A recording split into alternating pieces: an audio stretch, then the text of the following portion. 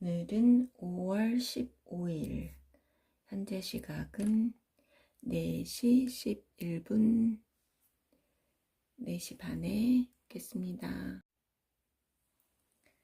현재 시각은 4시 42분. 잠깐 앱에 오류가 생겨가지고 늦어졌습니다. 유전자란 무엇인가? 우리는 생존 기계다. 여기서 우리란 인간만을 가리키는 것이 아니다. 모든 동식물, 박테리아, 그리고 바이러스를 포함한다. 지구상 생존 기계의 종수를 파악하기는 매우 어렵다. 심지어 종의 종수마저 제대로 알지 못하는 실정이다. 예컨대 곤충의 경우 현재 약 300만 종이 있다고 추정되며 그 개체수는 10의 18승말이나 된다. 생존기계는 종류에 따라 그 외형이나 체내 기관이 매우 다양하다. 문어는 생쥐와 전혀 닮지 않았으며 이 둘은 참나무와 또 다르다. 그러나 그들의 기본적인 화학 조성은 다소 균일하다.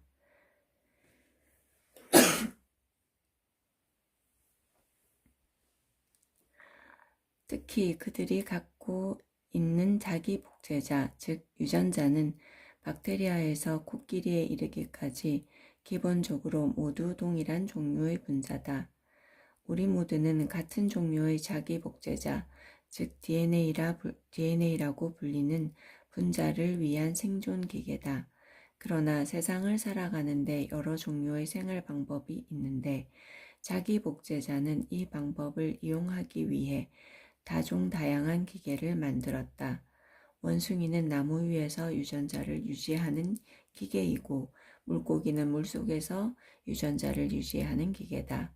심지어 독일의 맥주잔 받침에서 유전자를 유지하는 보잘것 없는 작은 벌레도 있다. 이처럼 DNA는 매우 신비하게 일한다. 지금까지 간단하게 설명하기 위해서 DNA로 만든 현대의 유전자가 원시 숲 속의 최초 자기 복제자와 같은 것이라는 인상을 풍겼다. 논의 전개에는 아무런 문제가 되지 않지만 실제로는 틀린 것일지도 모른다.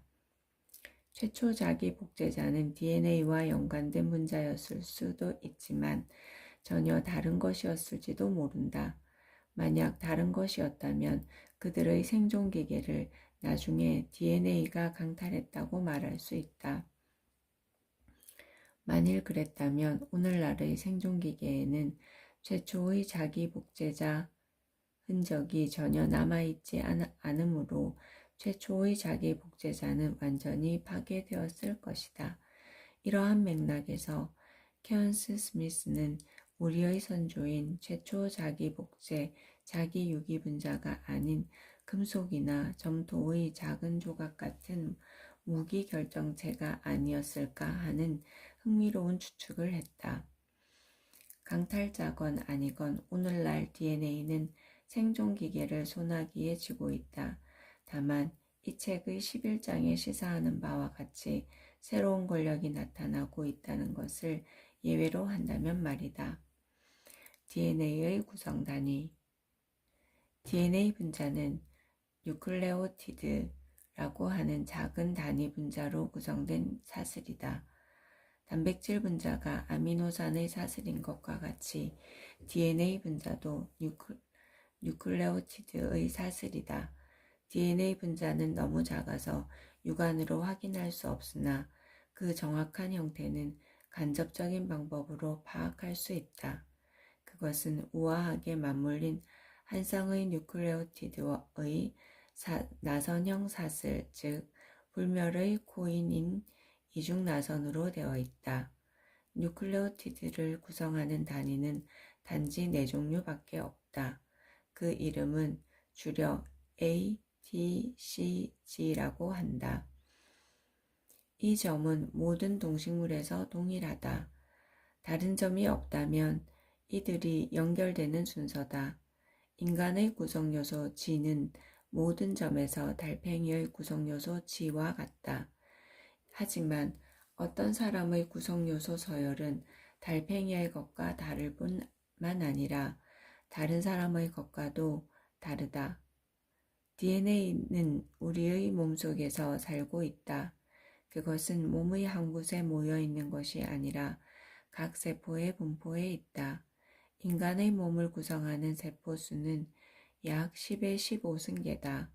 예외적인 경우가 있기는 하지만 이 세포들 각각에는 그 신체에 대한 완전한 DNA 사본이 들어있다. 이 DNA는 뉴클레오티드의 A, T, C, G라는 알파벳을 이용해 몸을 만드는 방법에 관한 설명서라고 생각해도 좋다. 마치 거대한 건물의 모든 방에 그 건물 전체의 설계도가 들어있는 책장이 있는 것과도 같다. 세포 내의 책장은 핵이라고 불린다. 인간의 설계도는 46권이나 되며 이 수는 종에 따라 다르다. 우리는 각 권을 염색체라고 부른다. 현미경으로 보면 염색체는 기다란 실처럼 보인다. 유전자는 그 실에 질서정연하게 놓여 있다.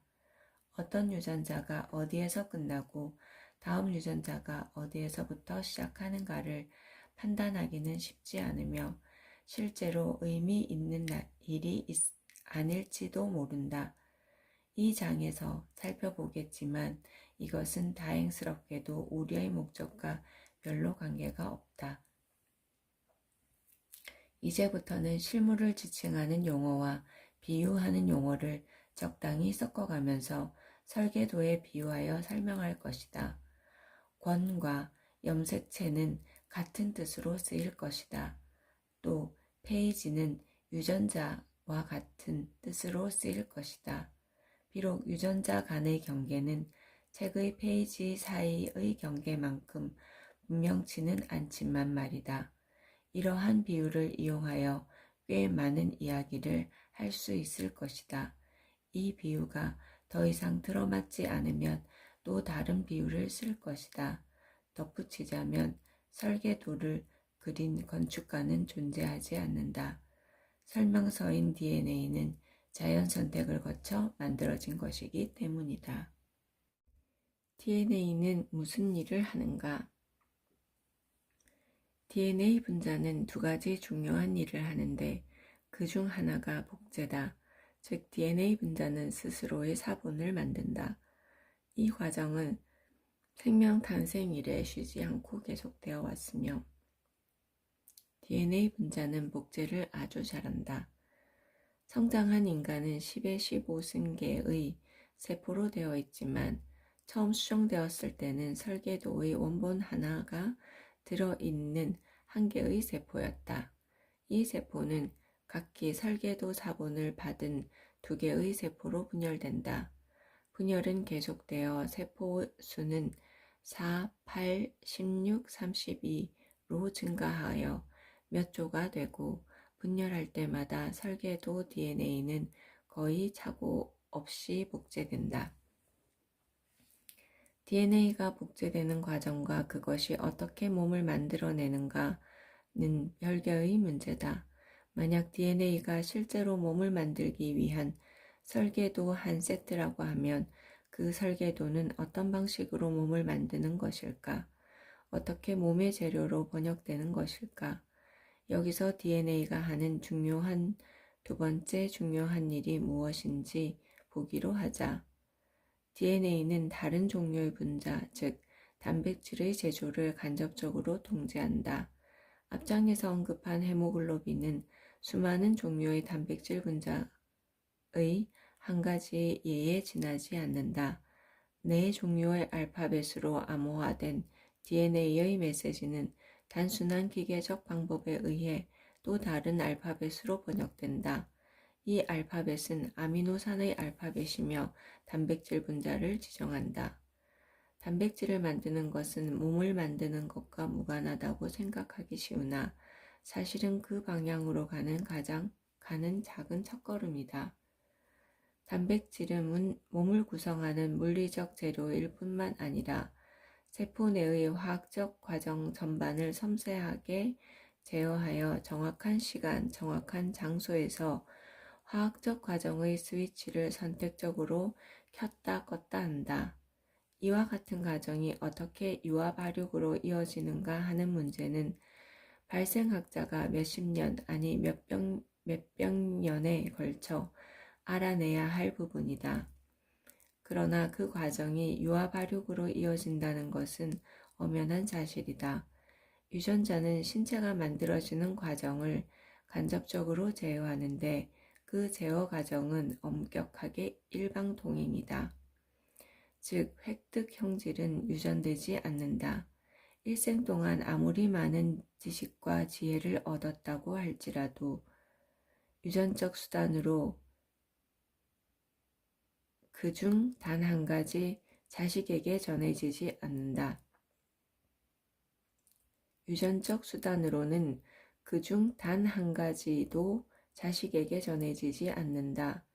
새로운 세대는 무에서 시작한다. 몸은 유전자를 불변 상태로 유지하기 위해 유전자가 이용하는 수단일 뿐이다.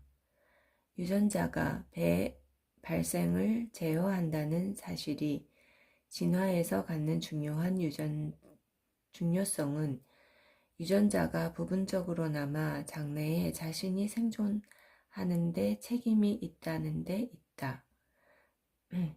유전자 생존은 자신이 살고 있고 그 제조를 도왔던 몸의 효율에 달려있기 때문에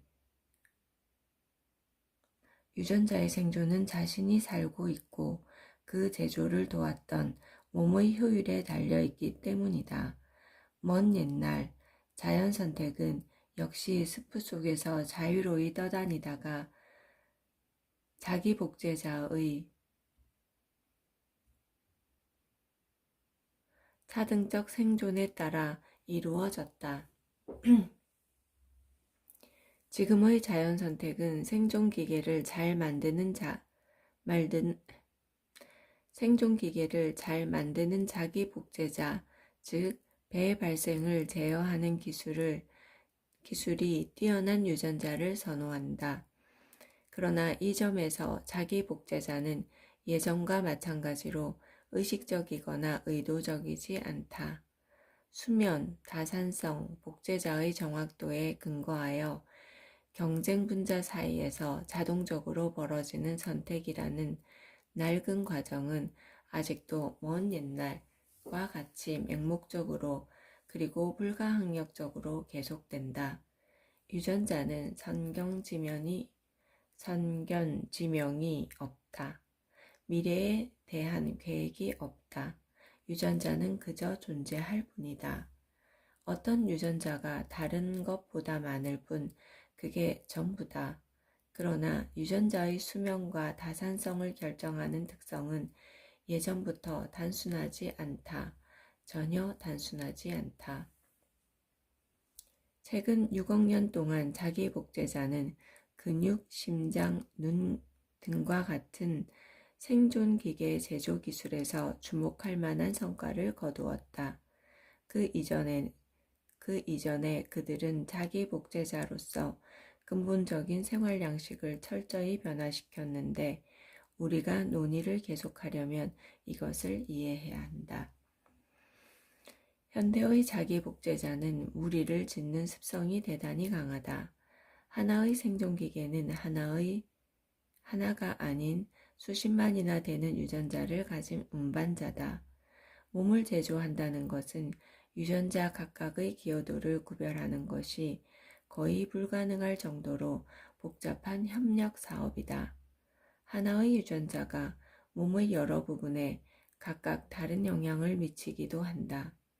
또 몸의 한 부위가 여러 유전자의 영향을 받기도 하며 한 유전자의 효과가 다른 많은 유전자들과 상호작용에 따라 다르게 나타나기도 한다. 또 그 중에 다른 유전자 무리의 작용을 제어하는 마스터 유전자 역할을 하는 것도 있다. 설계도로 치면 설계도의 페이지 각각에는 건물의 각 부분에 관한 설명이 적혀 있고 각 페이지의 내용은 수많은 다른 페이지의 내용을 참조해야 비로소 의미를 갖는 것과 같다. 유성생식과 유전자의 정의. 이렇게 복잡한 상호 의존성에도 불구하고 왜 유전자라는 단어를 사용하는지 궁금할 수도 있을 것이다. 왜 유전자 복합체와 같은 집합명사를 쓰지 않을까? 집합명사를 쓰는 것은 사실 여러 가지 목적에서 볼 때 꽤 유용할 것이다. 그러나 또 다른 면에서 보면 이 유전자 복합체가 개별적인 자기 복제자, 즉 유전자로 나뉘어 있다고 생각하는 것도 나름대로의 의미를 갖는다. 그것은 바로 성이라는 현상 때문이다. 유성생식은 유전자를 섞는다. 이것은 개체의 몸이란 일시적인 유전자의 조합을 위한 임시 운반체에 불과하다는 것을 의미한다. 하나의 개체에 들어있는 유전자 조합은 일시적이지만 유전자 자체는 잠정적으로 수명이 매우 길다. 유전자의 길은 끊임없이 교차하면서 세대에서 세대로 이어진다.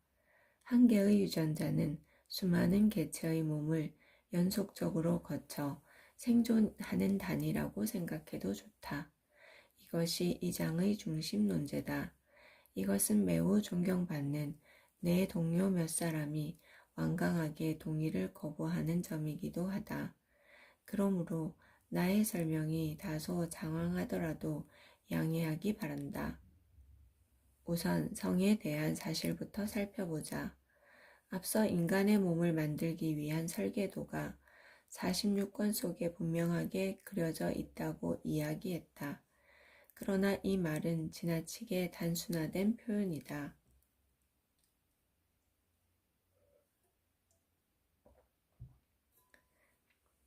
사실은 좀 기괴하다. 46개의 염색체는 염색체 23쌍으로 이루어져 있다. 모든 세포의 핵 속에 정리되어 있는 것은 23권의 설계도에 대한 대립되는 두 세트라고 해도 좋을 것이다. 이것들은 1A권과 1B권, 2A권과 2B권, 23A권과 23B권이라 부르자. 물론 내가 어떤 권이나 페이지를 붙이는 번호는 순전히 임의적인 것이다. 우리는 부모로부터 각각 염색체를 받는다. 이 각각의 염색체는 부모의 정소 또는 난소 안에서 조립된 것이다.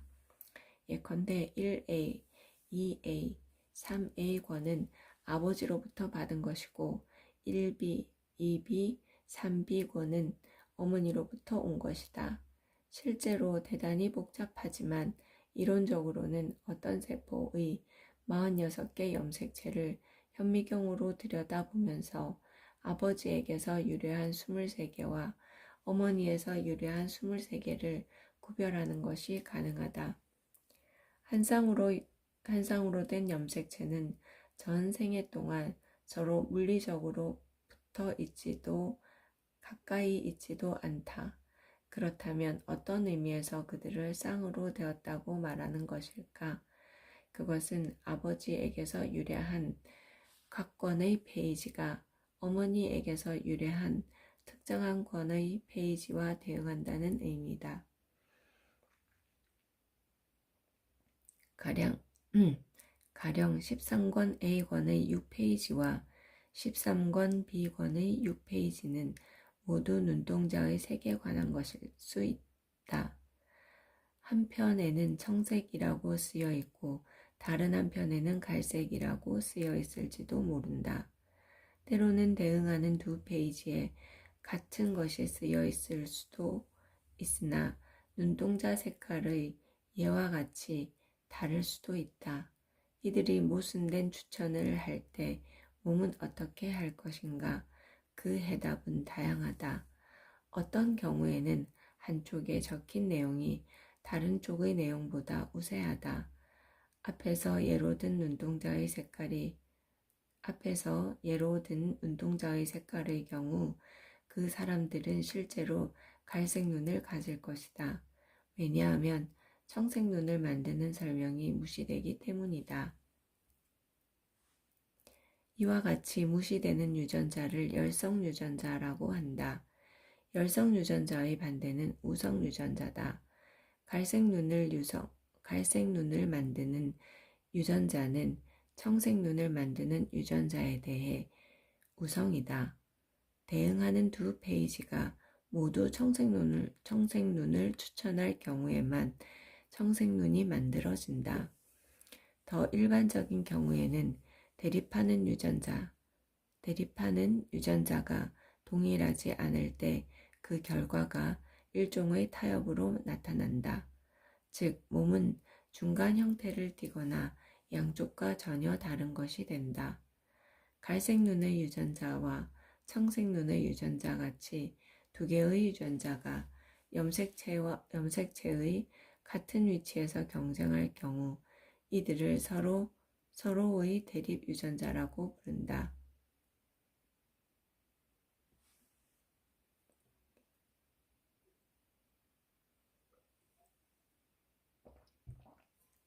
대립 유전자라는 말을 경쟁자라는 말과 동의어라고 하자. 건축가 설계도의 각 권을, 페이지를 마음대로 뺐다 끼웠다 할 수 있는 바인더라고 생각해보자. 13권에는 6페이지가 있을 텐데 5페이지와 7페이지 사이에 들어갈 수 있는 6페이지가 몇 종류 있다. 어떤 것에는 청색눈, 다른 것에는 갈색눈이라고 쓰여 있다. 또 개체군 내에는 녹색 등 다른 색이 쓰여 있는 것이 있을지도 모른다. 아마도 전체 개체군 여기저기에 흩어져 있는 13번 염색체의 6페이지에 해당하는 대립 유전자는 대여섯 개 정도 있는 듯하다. 그러나 어떤 사람이라도 13번째 권의 염색체는 2개만 갖는다. 따라서 한 사람이 6페이지에 갖는 대립 유전자는 최대 2개가 된다. 즉, 청색눈을 가진 사람처럼 같은 대립 유전자를 갖거나 전체 개체군에 있는 대여섯 개 중에서 어떤 것이든 2개의 대립 유전자를 갖는다. 물론 자기가 직접 전체 개체군 내 이용 가능한 유전자 풀로부터 유전자를 선택할 수는 없다. 항상 모든 유전자는 개개의 생존 기계 속에 구속되어 있다. 유전자는 우리가 수태될 때 할당받는 것이므로 이에 대해서 우리가 할 수 있는 것은 아무것도 없다. 하지만 장기적으로 봤을 때 개체군의 유전자를 일반적으로 유전자 풀로 보는 것은 의미가 있을 것이다. 유전자 풀이란 유전학자가 사용하는 학술 용어다. 유성생식은 정해진 방법대로 이루어지기는 하지만 유전자를 서로 섞어서 붙이는 과정이기 때문에 유전자 풀이라는 말로 추상화하는 것은 상당히 유용하다. 이제 살펴보겠지만 바인더에서 페이지나 페이지의 뭉치를 빼거나 끼워 넣는 일이 실제로 벌어지고 있다. 앞에서 설명한 대로 한 개의 세포가 2개로 갈라지는 정상적인 세포 분열에서 그 각각의 세포는 46개의 모든 염색체 사본을 전부 받는다. 이처럼 정상적인 세포 분열을 체세포 분열이라 한다. 감수 분열이라고 하는 다른 형태의 세포 분열이 있는데 이는 생식세포, 즉 난자 또는 정자를 만들 때에만 일어나는 세포 분열이다. 난자와 정자는 염색체를 46개가 아닌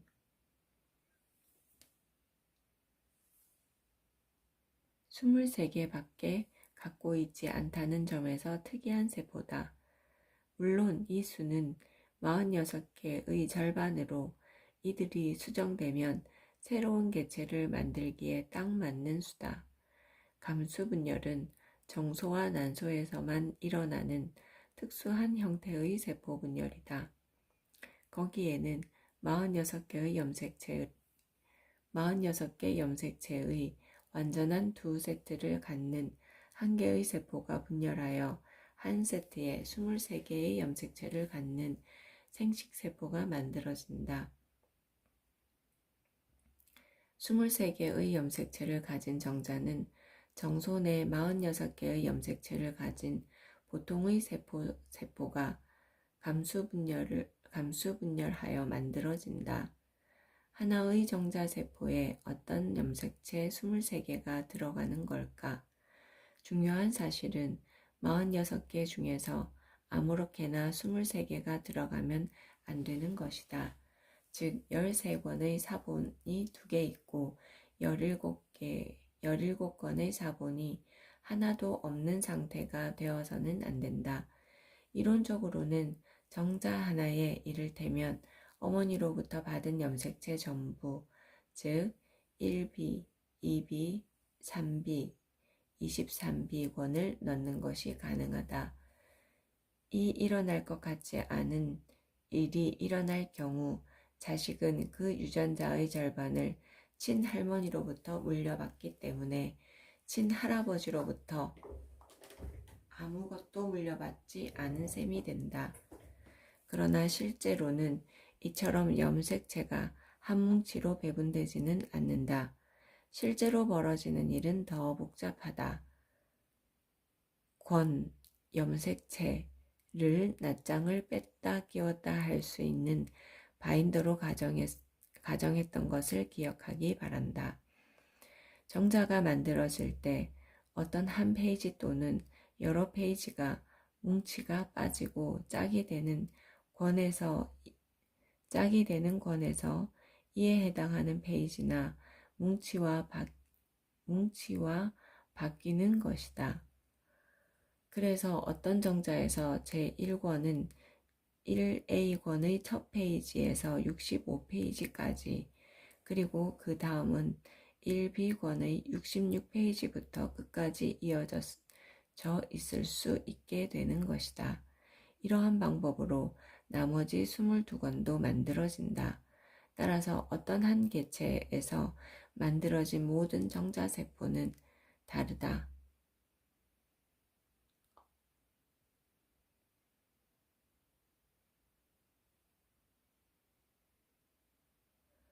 그의 모든 정자세포가 46개의 염색체로 이루어진 동일한 세트의 작은 조각에서부터 23개의 염색체를 조립하여 만들어졌다는 말이다. 난자는 난소 내에서 같은 식으로 만들어지고 역시 모든 난자세포는 서로 다르다. 오늘은 여기까지 읽겠습니다. 이어서 인간관계론을 읽겠습니다. 사람을 다루고 당신 자신을 관리하고 성격을 개선하는 데 대한 훌륭한 제안을 원한다면 벤저민 프랭클린의 자서전을 읽어보라. 이제까지 본 전기 중에서 가장 흥미롭고 미국 문학에서 고전이라고 할 만한 책이다. 공공도서관에서 대출을 하든지 서점에서 한 권 구매하라. 근처 서점에 없으면 직접 주문해도 좋다. 자서전에서 벤저민 프랭클린은 자신이 어떻게 논쟁이라는 나쁜 습관을 버리고 미국 역사상 가장 유능하고 상냥하고 사람들을 잘 사귀는 사람이 될 수 있었는지를 들려준다. 벤저민 프랭클린이 실수나 저지르고 다니는 젊은이였던 어느 날 퀘이커교 신도였던 오랜 친구 한 명이 그를 불러내 다음과 같은 날카로운 진실을 들려주었다고 한다. 벤저민, 너는 구제불능이야. 네 의견에는 너와 다른 사람들 모두를 찌르는 가시가 있어. 네 의견은 다른 사람들 형편으로 받아들이기 힘들어. 그래서 다른 사람으로 네 의견에 관심이 없지. 네 친구들은 네가 없을 때 더 즐거워해. 너도 다른 사람들이 너에게 말을 붙이려 들지 않는다는 걸 알잖아. 정말이야. 아무도 그러려 들지 않아. 그러려고 해봐야 결국 불편하고 힘든 일임을 알게 되기 때문이지. 그러니 너는 아마도 네가 이미 알고 있는 것 이상은 알지 못하게 될 거야. 네가 이미 알고 있는 것이란 참 보잘것없는데도 말이야. 내가 벤저민 프랭클린에 대해서 훌륭하다고 생각하는 이유는 그가 이 현명한 비판을 받아들였기 때문이다. 그는 충분히 성숙한 사람이었고 충분히 현명한 사람이어서 그 말이 사실이라는 것을 알았다. 또 자신이 실패와 사회적 파멸로 치닫고 있다는 것도 깨달았다. 그래서 프랭클린은 방향을 전환하기로 했다. 그는 당장 무례하고 고집 부리는 태도를 버리기로 했다. 다음은 프랭클린의 말이다. 나는 다른 사람의 감정에 직접적으로 반대하는 행동과 말을 삼가기로 했다. 내가 확신하고 있는 말들로 삼가기로 했다. 심지어 내 의견이 이미 정해져 있다는 것을 암시하는 말이나 표현도 하지 않으려 했다. 예를 들어 확실히, 의심의 여지가 없이 등등의 말들은 피했다.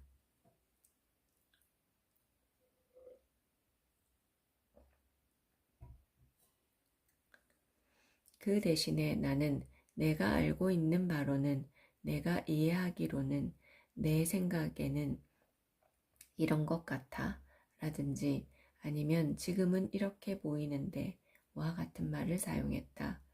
다른 사람이 내 생각에 잘못된 주장을 하는 경우라도 그 사람에게 퉁명스럽게 반박하고 그의 주장에 조리가 없음을 보여주는 즐거움을 내 자신에게 허락하지 않았다. 그 사람에게 대답할 때는 어떤 경우와 상황에서 그의 의견이 옳을 수도 있다는 이야기부터 먼저 꺼냈고, 그런 뒤 이 경우엔 내가 보기엔 조금 다를 것 같다는 식으로 이야기했다. 태도를 이렇게 바꾸자 금방 효과가 있었다. 대화는 좀 더 즐겁게 이어졌다.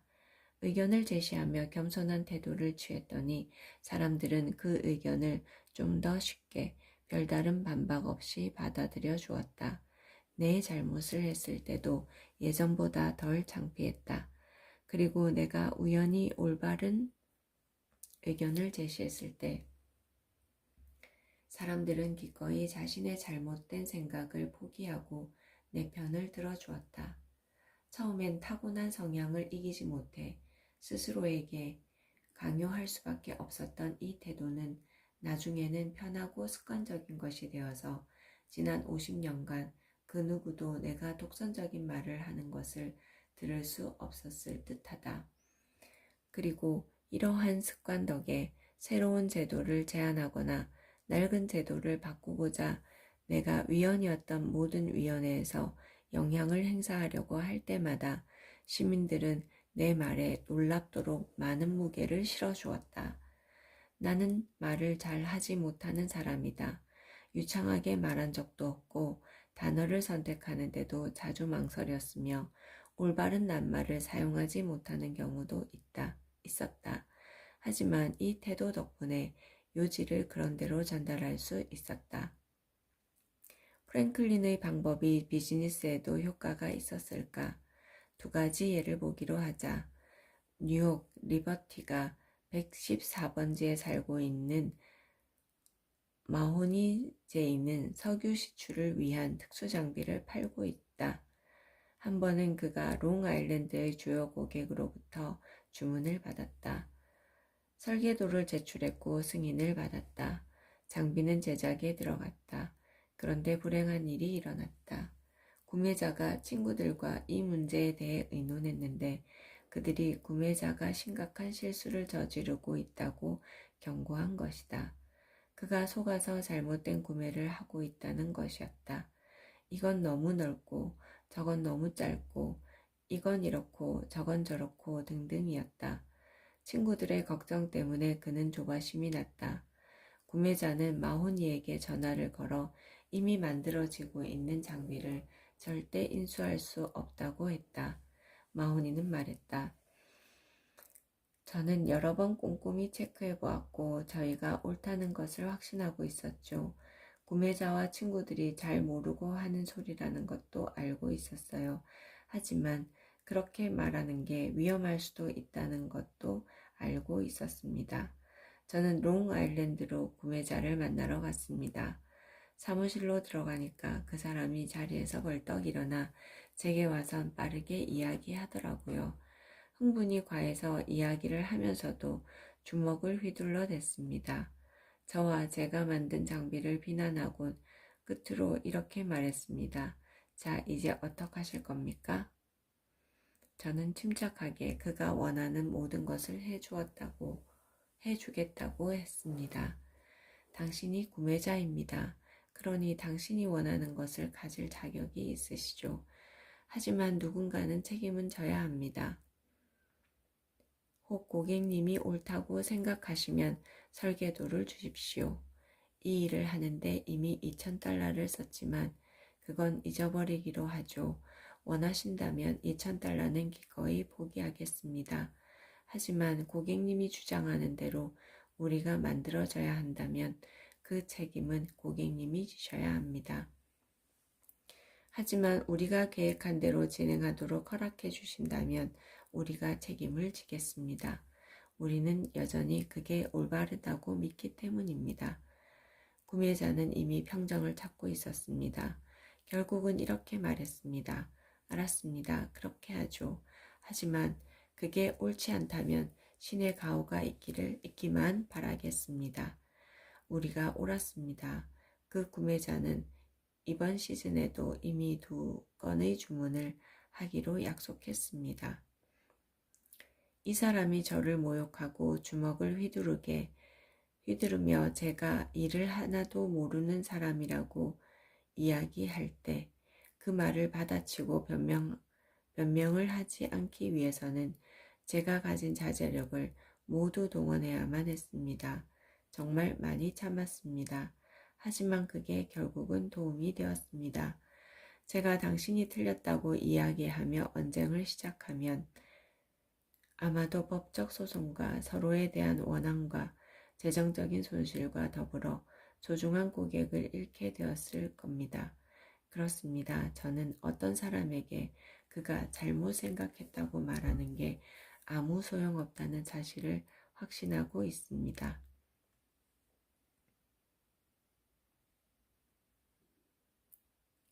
오늘은 여기까지만 읽겠습니다.